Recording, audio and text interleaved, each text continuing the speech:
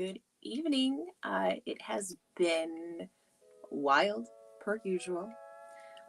There's never a dull day in this administration. And I am loving the memes. I'm not so much loving how it's been kind of, I guess, tense. A little bit of fiery, but mostly peaceful sorts of protests that have been going on against our all favorite lovely South African man. Now, I want to get into today something that I really think that as a libertarian, I love. I'm very thankful for it. All day, I've just been randomly, every time it would come up, either on some stream I'm listening to, or if I'm reading something, I'll just randomly just go afuera, because if you remember the famous scene where just the video where Javier Milei is going across all the departments that he wants to get rid of, or at least all the departments that were active in Argentina at the time, and he's just naming them afuera, and then he goes to the Department of Education, and he says indoctrination, and then afuera. So I've been doing that all day because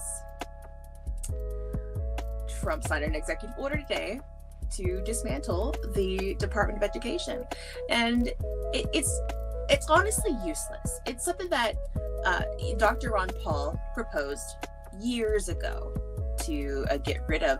There's really no true need for it. Now, there are some protections for, say, children with special needs, and those protections are actually going to stay. So they're not going to be left behind. However, these kinds of things really should be left up to the states. And the way I try to explain it to people, the whole what's good for the goose isn't always good for the gander. Like, what kids in California need and what's better for them may not necessarily fit what kids in Kentucky need or kids in Montana need. So we really need to make sure that we give the kids of our nation the best educations possible if we're going to send them to state indoctrination public schooling. And so if we're going to force them to do that, to go to public schools, at least make them all right, in terms of make them actually learn something. Right now, they really kind of seem to be learning how to be good workers and not question anything. Hopefully, there's an overhaul of that. I honestly don't have a lot of faith for the blue states, since it will be handed back to the states. Although the federal outlines, I'm sure, were not very open beyond what probably the blue states were offering, especially because it was a big federal government agency, and we know how big government goes, and they don't really want anybody thinking for themselves, period. All right, so now I really haven't heard much from libertarians. Now, I don't like necessarily defending Trump, but I've always said I will give credit where credit is due. Now, he definitely deserves the accountability for this BS that he's kind of bringing in with Iran, which, that is not something that I hope proceeds by any means. It's not something that we need at all. We don't need another war in the Middle East, especially with one that potentially has nuclear missiles like Iran. We definitely want peace. That's what's better for our country, and that's definitely an America First mission, is to have world peace, since we seem to be funding everybody. Now,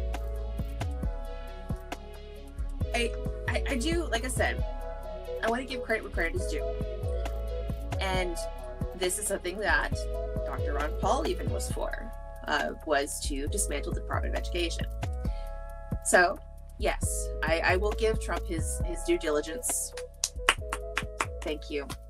Thank you for starting the beginning of the end of the Department of Education. And I say the beginning of the end is because Congress still has to do that final blow to the DOE. And our favorite congressman, Congressman Thomas Sassy Massey has actually written the bill to finalize that blow to the DOE. He has some Republicans that are joining him on that. So I love to see it. I'd love to see it. Now, obviously, Republicans are not libertarians. You know, like, I would say 98 to 99% of the time, their goals and ideals don't lean libertarian unless it's Massey or Rand Paul. But maybe this will start to, pull some other direction. I've been saying for some time that I hope we can infiltrate the Republican Party with some libertarian-minded folks. And, Congressman Massey is definitely a libertarian Republican. He's not a conservative Republican. He is a libertarian Republican. So hopefully we can, help that spread, that sort of idealism spread, because we need we need to clone Thomas Massey for sure. All right. Let's see. We got here. Afuera con la educación comunista. Yeah. Afuera. Yeah. I'm afuera all day. It's been glorious. I've loved just shouting that. Sassy Massey has always been consistent. Yes, he has. And all this judgment that he has gotten with Trump trying to go for him to get primaried. And now Mr. Sassy Massey is the one heading the bill, wrote the bill that is now backing this executive order. Yeah, maybe Trump should take that back. Not only that, but when people were going after him, well, you voted for this and that, he has a reason every single time. No, I'm not Italian, but every single time he votes for something, he will tell you why and tell you what was in it. Most congressmen, I don't think, have even read any of the bills. He reads them. He actually reads them. I can just imagine him always just sitting there constantly reading bills, because that's just kind of, it seems like what's what he does, since he's like the only one that reads it. Him and Rand Paul, that, or they have amazing staff that, maybe they section it off and then they have meetings on it. I don't know. That's what I would do if I was in Congress. I would these thousands of page bills. I would probably give some to each of my staff and say, read this section, and then we'll discuss. And I wouldn't doubt that's what he does if he's not able to read all of it.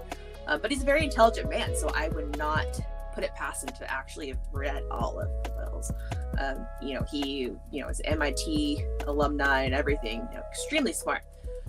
So, yeah. So, let's see. Roth Barney checking in. Not a fan of the strikes in Yemen at all. Massive Trump L in my S. Yes, definitely a huge L.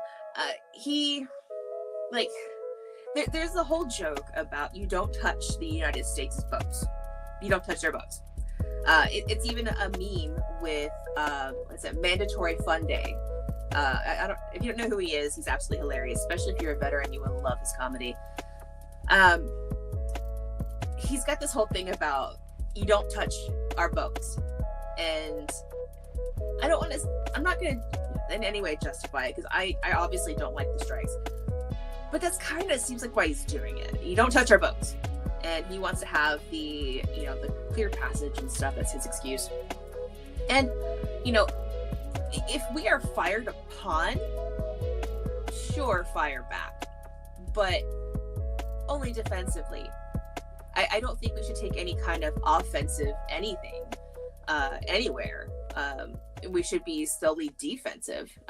What we're, our Navy is doing in that area, I don't know. We shouldn't really be in that area, to begin with. But if we are ever fired upon defensively, sure, fire back. But it really sounds like he's trying to take an offensive approach to the whole Yemen situation. And yeah, there's just a major L,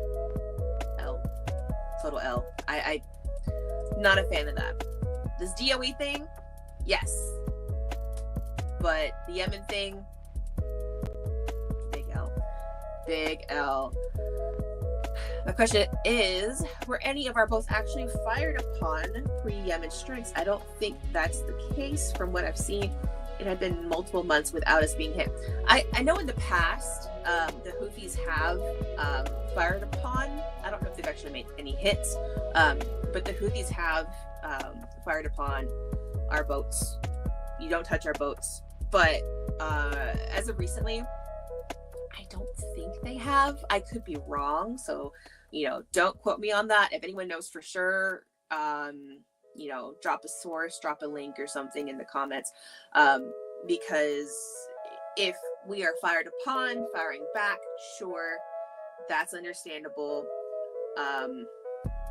But offensively, we should not be getting offensive anywhere, especially places we shouldn't be. Like, if we're firing defensively at a place we shouldn't be there. We shouldn't be there in that situation, getting ourselves in that situation. Like, yeah.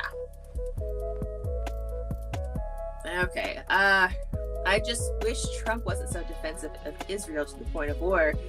I wish we weren't so defensive of anywhere to the point of war. We call me an isolationist. Go ahead, do it. I don't care. I believe it was George Washington. I could be wrong. Josie can correct me if I'm wrong. That didn't believe in us getting into super strong alliances because of this sort of thing. Because we get drawn into and pulled into conflicts that we shouldn't be in, that are really not in our best interest. So that is a lesson we obviously didn't learn. And the thing is that our founding fathers, when they made, everything, when they made the country, made all the Constitution, first Articles of Confederation, which were glorious, were the mind of a libertarian, but apparently were too much. But, whenever they put all that together, they're very intelligent men, highly educated. They were not just a bunch of old white men. They were actually of various ages. Some were quite young, some were old. I digress. But when they made everything, they had an idea what they were doing. They just fought a huge war against like the biggest empire since the Roman Empire, and won. They actually won. And so I would think that any advice that they gave, we should probably follow. And the whole alliances thing, we obviously haven't followed, because how many wars have we been pulled into to come either to the defense of our alliance allies, or to just help our allies in some way. I know Vietnam, the French were the ones that were in it at first, and we're like, okay, France, we're coming. And how terrible was Vietnam for us? Absolutely horrific. So getting into spats ethics, because of our alliances or allies and everything, it's just it's probably one of the worst domestic policy calls ever, and we should really pull out. We should be more isolationist, because everyone's been using us for money, yet they hate us all at the same time. So yeah, I'm okay with free trade between countries, so that's why I kind of stray away from the isolationist label. I prefer non-interventionist because it's a lot more specific. I don't want military alliances. Well, I'm not an isolationist when it comes to commerce. Commerce, definitely, that is how we can, some places have resources that we don't, we have some that they don't, and that's how we can all live more prosperous lives, by sharing our resources. And like free market, use the capitalistic thing, we have this, they don't, or whatever, or we make this, they make that. So commerce wise, no, yeah, isolationist now. But isolationist in terms of, militarily, yeah, for sure. We should definitely be a lot more isolationist when it comes to military and funding. Definitely with foreign aid, we have become the world's piggy bank. We have been funding everybody, especially with USAID coming out with all the stuff that they've been finding, that we've been funding all over the world. Random stuff too, very random stuff. It's been absurd, the kind of stuff that they've been finding, and that apparently they continue to find. But now there's been some wild theories out. There is a theory I read on X, I even shared it, that they're going so ham after Tesla right now because Elon Musk is the one that's, raiding their piggy bank to be able to pay for all this wild stuff. And, it's a bit of a wild theory, but honestly, I would not put it past the government at this point to be funding people to be raiding these Tesla dealerships. I wouldn't put it past them.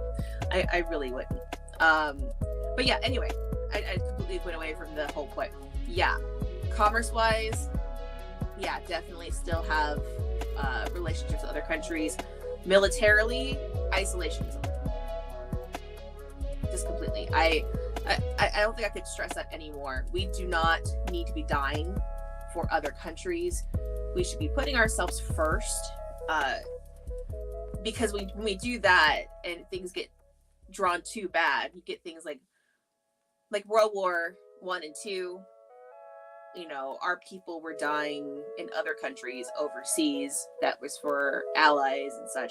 Yeah, granted, Japan did attack Pearl Harbor. However, we don't need our citizens dying for nations that don't serve them and that don't grant them anything.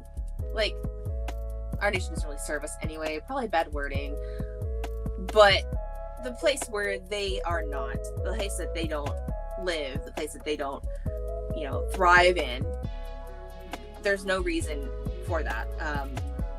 I think life is too precious for us to be able to just kind of throw it away for another country. And that sounds almost selfish, but the thing is that it gets abused, terribly so. I'm actually very shocked, in some ways shocked, that we don't have our own troops in Ukraine right now, as much money as we've sent them, because the suits really like to send the boots to die, because it seems like they're just numbers to the suits, and it's really tragic. It really is. I wish people would value human life a lot more than they do. I wish the people in DC valued human life more than they do. There is one party that claims to be extremely empathetic and care for people, but we know how they behave. Anyway, yeah, I'm going on rants tonight. I'm just all full of fire and brimstone tonight. Just all right. There's a theory that the federal judge is trying to reinstate USAID. It's funded by the CCP. I would not doubt that. I would not doubt that at all. That sounds like a very CCP kind of thing. They're already in the Democrats, at least, are already in bed with the CCP, quite literally, with Eric Swalwell. So, I don't see how, with all of the issues with USAID, all the stuff that came out, yes, it was big, great news, but it's one of those things where it's why aren't you more angry about this? Why are you not making a bigger deal about this? This is huge. People just seem to kind of be doing so behind their keyboards. I don't see many or any protests actually about it. If I do, they're very small, and now I see videos of them on X or something. But there's more fuss around these electric cars owned by a private citizen than there are for the government's department, like USAID, that has been wasting billions and billions of dollars of our taxpayer money Why isn't there not more outrage? What's your take on the swatting and counter-swatting trend that's been going on lately with content creators? I know it's bad, but what can be done about it? Someone is going to be hurt. Yes. Eventually somebody will get hurt, I'm sure. And I really hope no one does. I hope this fizzles out soon. Apparently, Kash Patel is on it. Apparently the FBI is on it. They have concluded, or at least stated, that these calls, these swatting calls, are actually coming from overseas. I believe the UK and like some out of Ukraine, if I recall correctly. That these calls for the swatting are coming through there. If you follow InfoWars at all, then you'll know that one of their correspondents was recently murdered, and I'm terrible with names. And then another one of their correspondents got swatted the other day. And what they're doing is, one got murdered, and a few days later, one got swatted. Now, these calls are also going to pizza companies. The correspondent that got swatted was receiving pizza under the name of his murdered coworker, which is a very disgusting, heartless move. And the actual pizza place was right near where the murdered coworker lived and was murdered, apparently. And that is a disgustingly, dark, very dark intimidation tactic. And I do hope the people who have been doing this are found. I don't have any good things to say, because it is very dark. It is a very evil kind of move. And these people that are doing this think that they're the good guys. Like, attempted murder. Swatting is attempted murder. What's good about attempted murder? Because you disagree with someone's politics? Because you think that that person that you're attempting to murder is a bad person? So your solution is to try to get them killed by police? That's not a good move. That's not a loving, empathetic sort of move. There's nothing good about that. There's anybody who thinks that they're the good guy. There's nothing good about that. I just can't stress that enough. You're not a good person if you're doing that. And if you think that you have some sort of noble cause, there's nothing noble behind that. There isn't.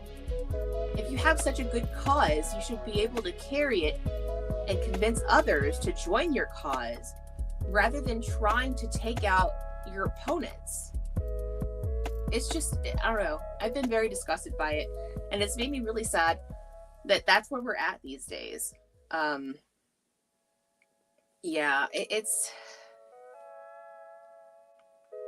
It's disgusting, and it makes me very sad that's where we're at. In theory, we didn't have to have gotten involved in either world war. We shouldn't have been providing gold to Britain in World War I, what got the Lusitania sunk, and probably shouldn't have put oil embargoes on Japan, but arguably provoked, not justified, obviously, the attack on Pearl Harbor. Well,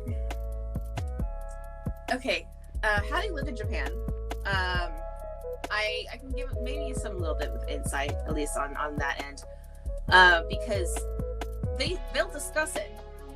If you speak with, a Japanese national who's willing to, they'll discuss it and their feelings about it. There are some that are thankful, which I don't know. I feel kind of gross about it, but there was one lady who was kind of thankful that we did what we did in Japan. I am personally still very disgusted by it, because we literally vaporized children. I think it's a very dark moment in our history, and one that turns my stomach. But this lady, this Japanese lady, was thankful that we did what we did, because she said that they wouldn't have stopped, that they would never have stopped. They would have kept going. And see, what Japan was trying to do, in some ways they were trying to not only imitate Britain or the United States in terms of, expansion, how the British Empire, like the sun doesn't set on the British Empire because they basically expanded so much at the time. And that's what they were doing. And they were not doing it very nicely. Like the rape of Nanking was very, very dark. So they were trying to go about it and expand, and, they wanted Hawaii and whatnot. And then we're like, no. And we knew they were going to do it. So I think it was more than oil embargoes. And some of it was the fact that Japan wanted to expand as well. And we were in the way. So, I wouldn't really put Japan as too innocent, but I wouldn't put us as innocent either, because what we did to end it, although some Japanese nationals, some do feel like we did what was necessary to stop them, because they were not going to stop otherwise. As you know, that even some that didn't know the war ended, we're still fighting the war, and we're willing to die. Kamikaze pilots and such, they were very well invested in it. So yeah, that the Pacific Front is definitely an interesting thing for human history, and I think studying the World War II and human nature and the differences in each would be a very fascinating study, because you have the way the Japanese were, the way that we're fighting, the way they were so willing to die, and then you have the other fronts, and you have it's just the way the Japanese military was in World War II was a whole nother breed. And I don't mean that disparagingly, but they did some absolutely horrific things, some that I will not mention on here. If you want to know, look up some of their atrocities. But we definitely did 2 specific horrific things that I can name.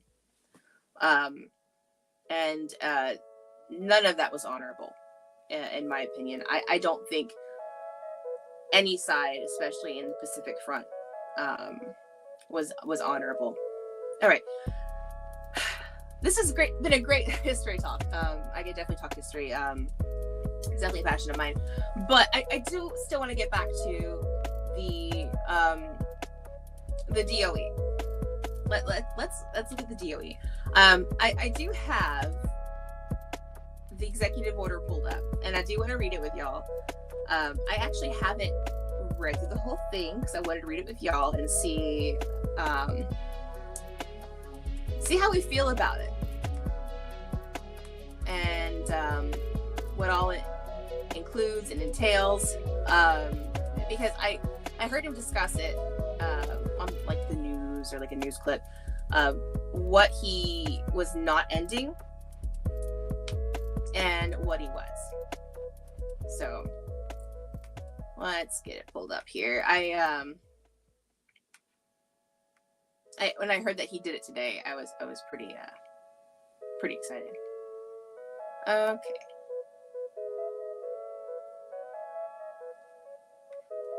All right, where is it?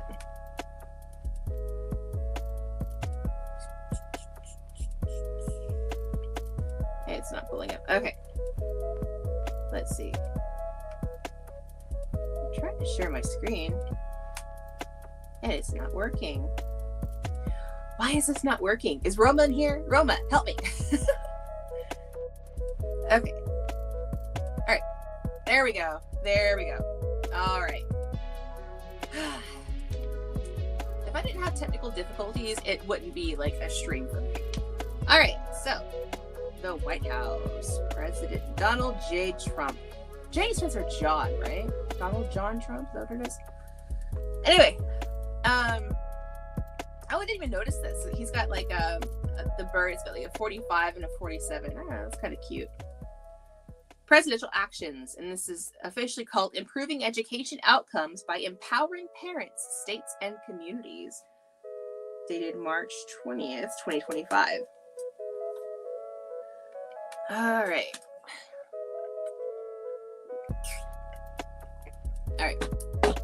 So, by the authority vested in me as President of the Constitution and laws of the United States of America, to enable parents, teachers, and communities to best ensure student success, it is hereby ordered. Let's see what all he has ordered. Because I think it's more than just dissolving the DOE, if I recall correctly. All right. Purpose and policy. All right. Our nation's bright future relies on empowered families, engaged communities, and excellent educational opportunities for every child. Unfortunately, the experiment of controlling American education through federal programs and dollars, and the unaccountable bureaucracy those programs and dollars support, has plainly failed our children, our teachers, and our families. I could not agree more. I think that's definitely a given. Taxpayers spent around $200 billion at the federal level on schools during COVID-19 pandemic, and are on top of the more than $60 billion they spend annually on federal school funding. This money is largely distributed by one of the newest cabinet agencies, the Department of Education, which has existed for less than 1/5 of our nation's history.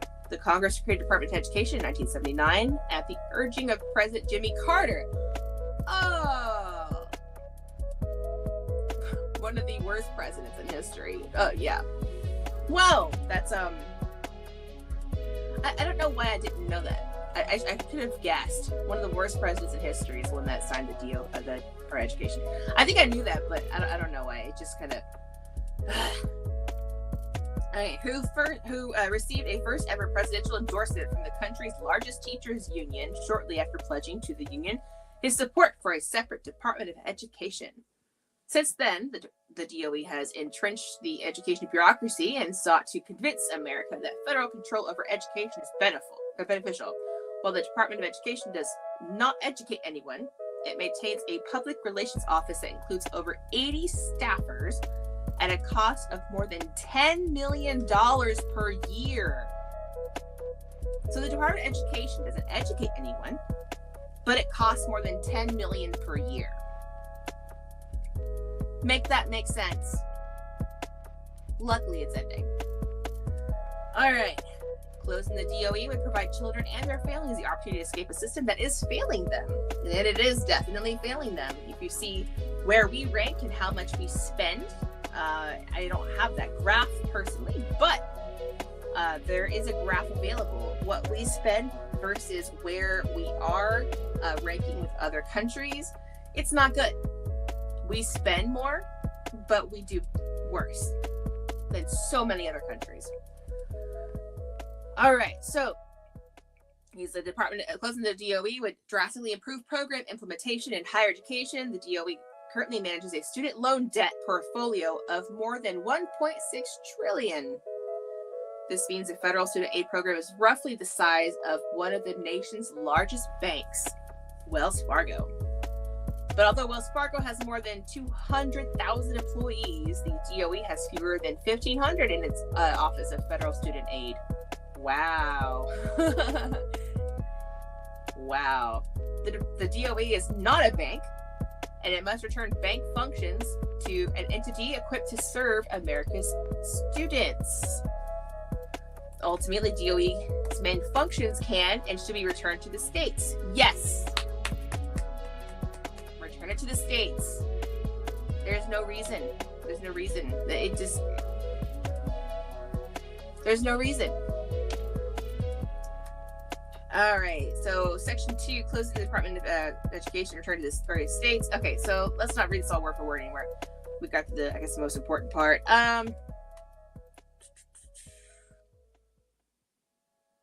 Oh, he put another DOE thing in here. Right here.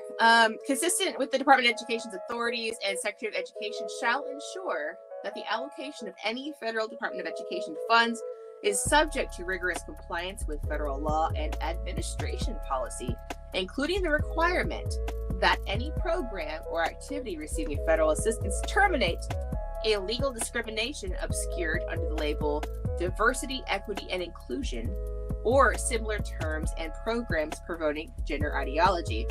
Now, as far as the DEI goes, I'm kind of glad he put or similar terms, and because apparently there's been people or like departments that have been trying to like tweak the wording so they can still have basically a DEI, but it's worded differently to make it not sound like DEI, but it's definitely a DEI department. Let's see. Now, provisions, where is this? We're now to... Okay, so this is the end of it. It doesn't include what I heard him say. Now, some people try to say that, oh, they're worried about free lunches and such for, children that need it. Now, that's through the Department of Agriculture. That's not through the Department of Education. And some people are concerned about special needs kids, those with special needs, IEPs and such. However, those, according to what Trump said in the news briefing that I heard earlier, he did say that would be moved to a different federal department.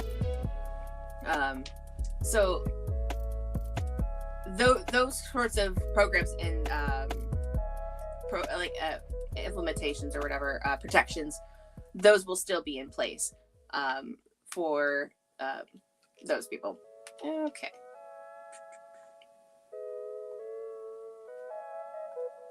All right, so let's see. Yes, my employers got busted doing that up here. Oh, for changing up the DEI wording. They can't really let go, can they? Should be Department of Health. Food is a health issue. Yeah. I can see where you're coming from on that, but when it comes to agriculture, food is, agriculture and food kind of is. So it still makes sense for it to be a Department of Agriculture move and department with that. Razorfist did a fantastic video on Cicero. He was correct on how to form an education system. Yeah, and I saw a video about, was it like a YouTube video? I should find it and post it. It was, I can't remember who exactly. I'll have to look in my history. But it was whenever, Poland was invaded by the Prussians, and they were trying to indoctrinate the Polish kids so that the next generation would be more subservient to their Prussian rulers, basically. And they developed a certain way of taking those kids and teaching them, and then they became subservient to the Prussians, because the older Poles definitely weren't going to, because they were being occupied. And whenever I am terrible with names. I'm going to find the video and post it. But basically, whenever the education system was formed in America, they literally took that exact form and method of schooling and educating to basically, in a way, to teach our youth to be subservient to the government. Yes, the Prussian model. That's exactly what it is, and that's what we, and sadly, that's what we do in this country. Is we do the Prussian model of educating our youth, and it's because we don't really teach a lot of life lessons. I heard they don't even teach home ec anymore. Like, that's a skill that is needed. Like, if you follow me, you know I cook. I did have home ec, but I taught myself a lot of stuff. Not everything. I had great, female role models. My mom as well. But a lot of, younger generations can't do stuff like that, life lessons, like cook, change a tire, definitely don't know how to do their taxes. And you kind of almost like have to learn how to do all this stuff on your own afterwards. It shouldn't be that way. You should be taught how to do stuff, like be set for life in school, or you would think you should be set for life in school, learn everything in school. But no, like I've used math that I've learned in school in real life. Yes. So I'm not discounting that we shouldn't learn math, but we need to be teaching our kids how to do taxes, how to change tires, how to change your oil. I can change my tire, but I can't change my own oil. But I can cook, but I didn't get all those skills in school. I don't even remember what I did in home ec, to be honest with you. Like, I know that we did some sort of like electronic baby thing, but I don't remember what we cooked. I couldn't tell you, maybe pancakes or something. But I can tell you now that anything I make now, I did not do in home ec. I did not learn how to do any of that in home ec. I learned that all on my own. And if you don't follow me on X, scroll through my page. Like, I make stuff from scratch. And I did not learn that in home ec. Yeah, high school used to prepare you for the real world, not college.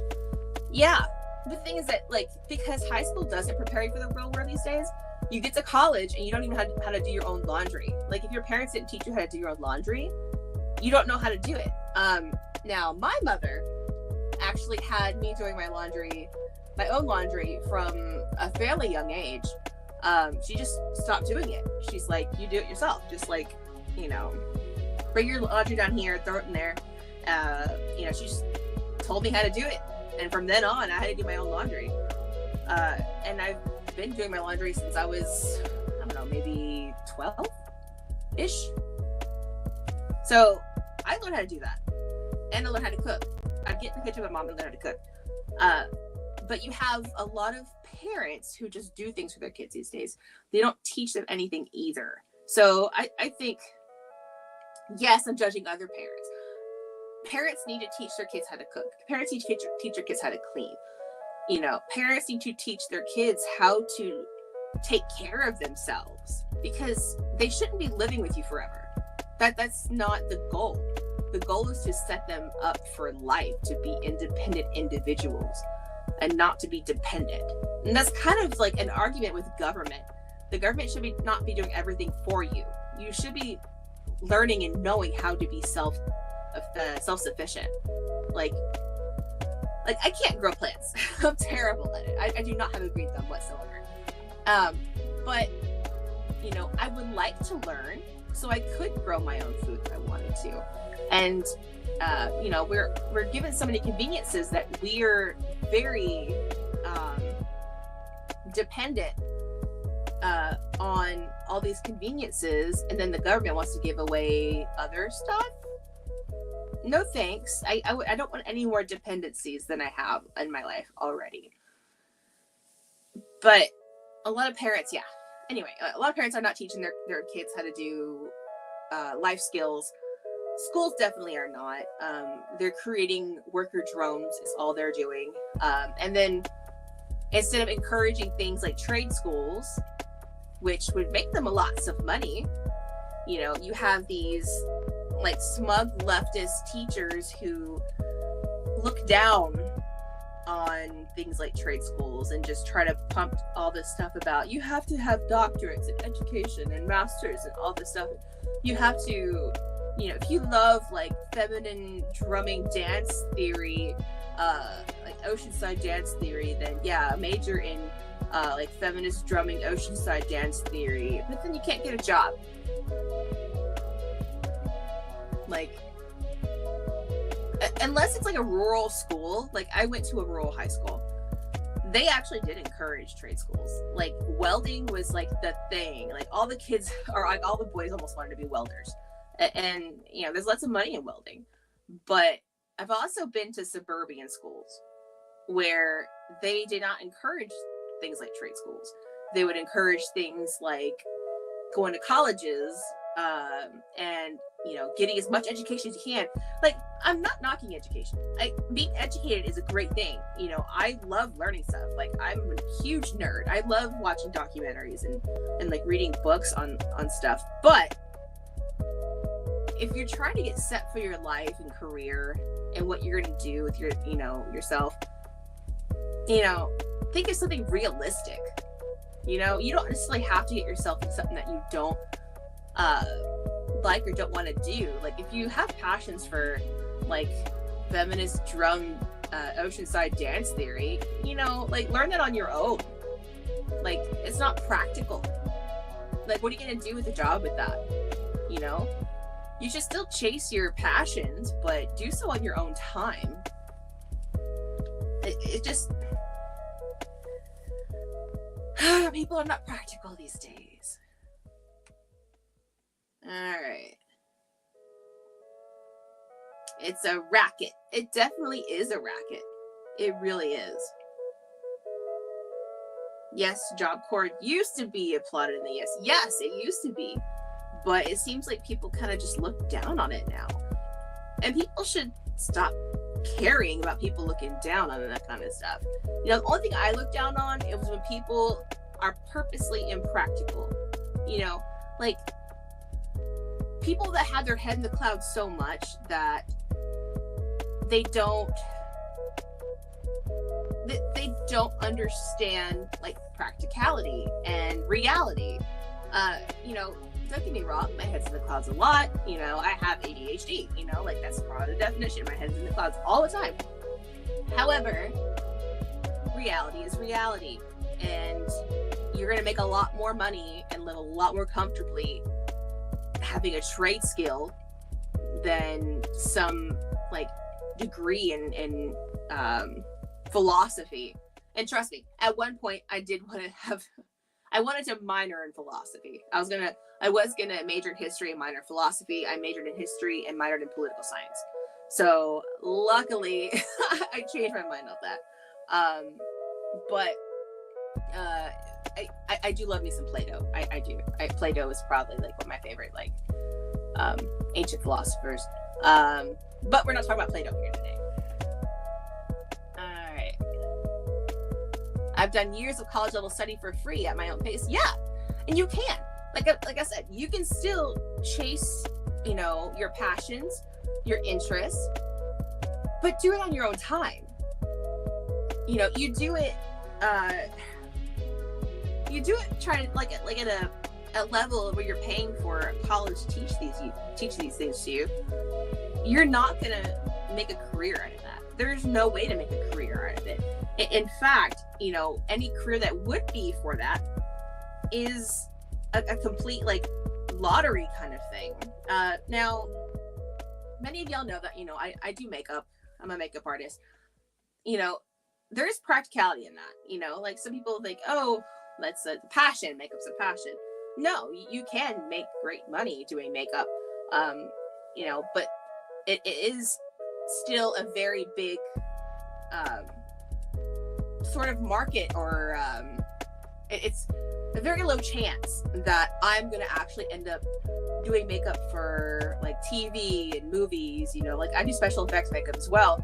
The likelihood of me doing special effects makeup for a movie is probably like, I'll probably get struck by lightning before that happens. And I know that for sure.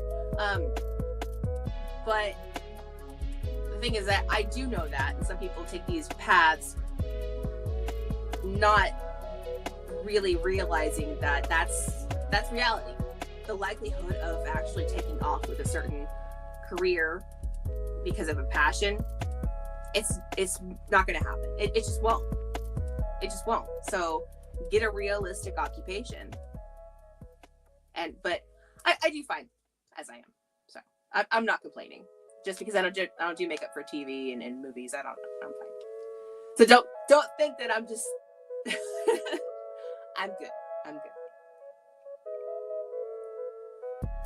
I love philosophy and ethics, but I'm grounded enough to know that there's no money there. I went into nutrition instead, and no subject turns you anti-establishment faster than the history of nutrition. I bet. And honestly, I'm not saying that's why Bobby Kennedy jumped ship, but I would not doubt that is that was almost his red pill, because we know Bobby Kennedy is big on nutrition, since obviously, you know, like, and he's been fighting all this stuff.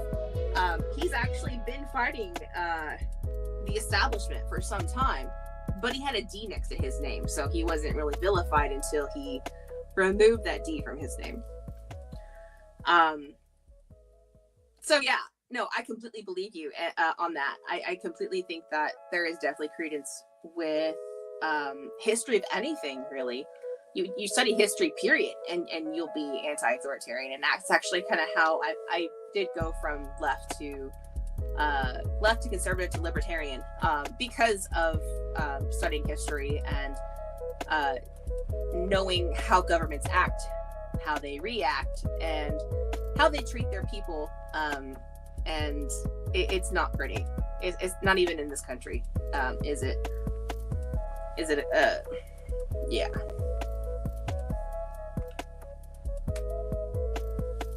I wanted to do that more than anything as a kid. I dreamed about SFX makeup art. That's so cool you've done that. Yeah, I'm freelance, so I usually work on individuals, and I love Halloween season, because that's when I had the most special effects clientele, and it's so fun. It really is fun. And you can still do it, you know. You can actually get some level of schooling, or you can just do it, like teach yourself how to do it, and you know, practice on yourself. Like I used to practice with like liquid latex and stuff, like on my hand, and like painting on my hand to try to see different effects or whatever. No, you can still do that, even just for fun. And then like when Halloween comes around, you can, you know, do yourself up really well.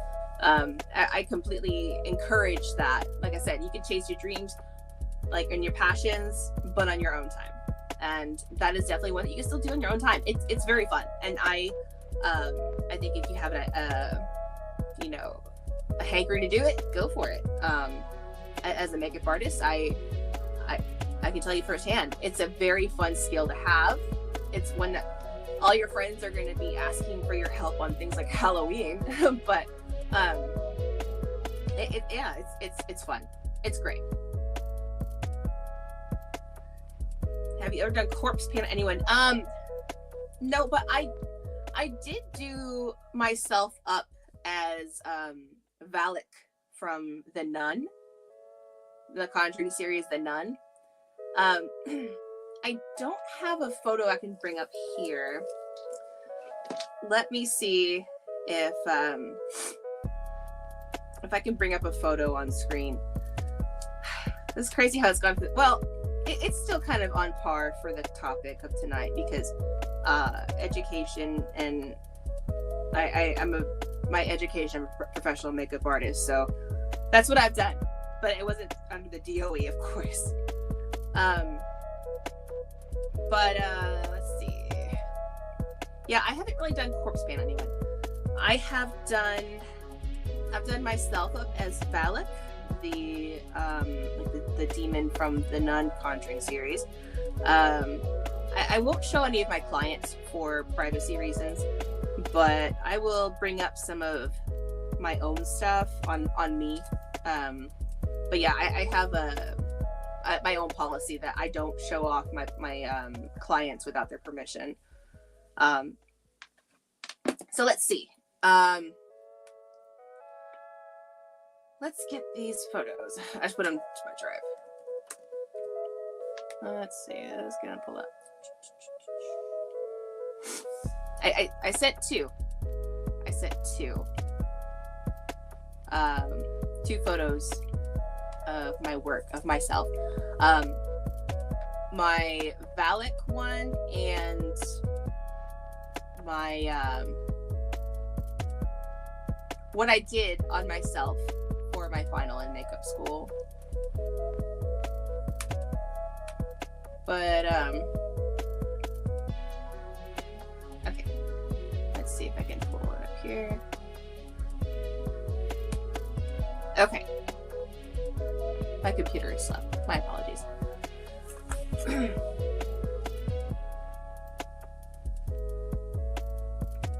It's loading. Okay,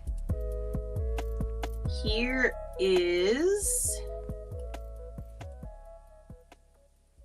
Valak, the nun. This was, let's see, what's 2025? This is like 3 years ago, or 3 or 4 years ago, I believe.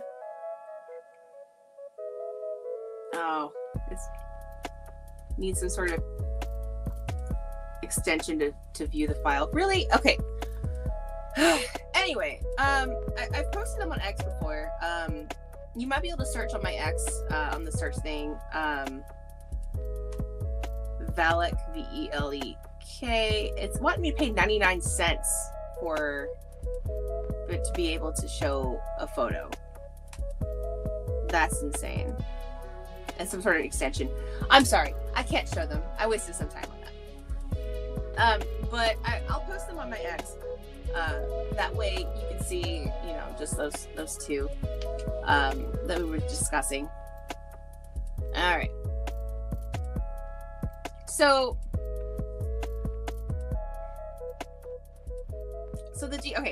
just to wrap it up, Congressman Massey is proposing this bill. Has he dropped the bill yet? I saw he discussed the bill on X, that he does have some Republican backers. Hopefully this passes through Congress and the DOE will be completely ousted. That will be great.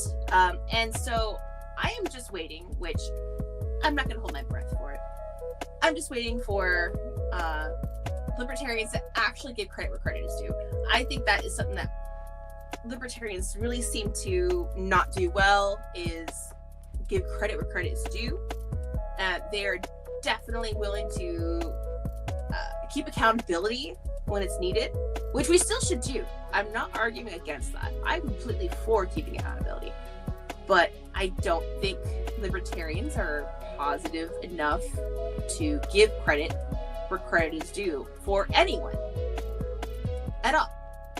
Well, except for Thomas Massey, Rand Paul, and Ron Paul, which deservedly so. Deservedly so.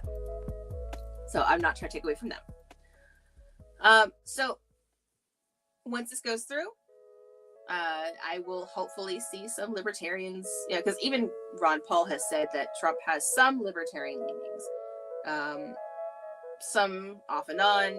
Thomas Massey has even said it. Not enough, obviously, to be considered a libertarian, and not enough to make libertarians happy, because I am not fully happy, but I do like when good things happen that I like freeing Ross, this DOE move. I do like those. I'm going to applaud those. The thing with the Houthis in Yemen, don't like that. Trying to primary Massey, don't like that. I will definitely call out things I don't like, but I will actually be positive enough to give credit where it is due. I want good things to happen. I want him to do good. And by doing good, obviously, it's things that I approve of. But, you know, we shouldn't wish for failure, because if he fails, we all fail. You know, because unfortunately, we're all in this together. We can't just one fail and then nothing else fails, because we got to make sure everything kind of comes together. You know, hopefully he can dismantle the bureaucracy more to where if something fails, it's not going to affect all of us. You know, the government shouldn't be big enough or that big to where that would happen. So yeah. If Doc Ron is pointing it out, that's a big leap in the right direction. Yes. And like I said, a lot of libertarians are not giving credit where credit is due, but even Dr. Ron Paul has said and admitted that Trump has done some great things, and he does have some libertarian leanings. Honestly, I would not even consider voting for him if he had zero libertarian leanings. He is leaning more libertarian this go round than the last go round. And some people actually said that maybe jail did that for him, since he actually got arrested because of the whole like stuff they tried to pin on him. But yes, Dr. Ron Paul even said that he had some leanings. Now, like I said, leanings do not mean he is. I am not saying Trump is a libertarian. I will never give that title to him unless he does a lot more work. But he's not obviously doing that work because he's, you know, playing in Yemen right now. We just need to get out of Yemen. That's a waste of time, but it's paper tiger of sorts for our foreign arrangements. Yeah. Not only that, but there's a lot to do. There's a lot of stuff to undo that he's got to do, I guess, to make libertarians happy. But honestly, are libertarians ever happy? And I'm saying that as one. So yes, we are our own worst enemy. Yeah. All right. So I hope you all had a great time discussing this. I definitely did. Thank you all for joining me. It is getting late. It is getting towards midnight here where I'm at here in Texas. And I'm probably going to go wash my face, lay in bed, and just like be on X until like pass out with my phone in my hand like usual. So I do hope you all have a wonderful rest of your night. And always remember to lead with kindness unless they don't deserve it. Bye.